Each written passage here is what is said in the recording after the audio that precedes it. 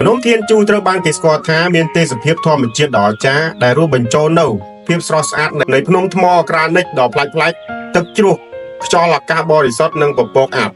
លក្ខណៈពិសេសលេចធ្លោរួមមានកម្ពស់ភ្នំខ្ពស់មានថ្មរូបរាងប្លែកៗជាច្រើននៅទូទាំងភ្នំដែលត្រូវបានបង្កើតឡើងដោយធម្មជាតិរាប់លានឆ្នាំមកហើយថ្មទាំងនេះមានរូបរាងខុសៗគ្នាជួនកាលដូចជាសត្វឬវត្ថុផ្សេងៗមានជ្រលងភ្នំជ្រៅនិងភ្នំជាច្រើនដែលផ្ដល់នូវភាពសម្បូរបែបដល់ទេសចរជាទេសភាពដ៏ពេញនិយមនិងគួរឲ្យចាប់អារម្មណ៍បំផុតមួយនៅភ្នំធានជូជាពិសេសក្រោយពេលមេឃភ្លៀងធ្លាក់ពពកអាប់បានបក់បោកគ្របដណ្ដប់ជ្រលងភ្នំបង្កើតបានជាទេសភាពដូចសមុទ្រដែលមានកម្ពស់ភ្នំផុសចេញមកដូចជាកោះតូចៗបណ្ដែតលើមហាសមុទ្រដូច្នោះឯងភ្នំនេះក៏មានបឹងស្ងៀមស្ងាត់និងទឹកជ្រោះដ៏ស្រស់ស្អាតជាច្រើនដែលបន្ថែមភាពត្រជាក់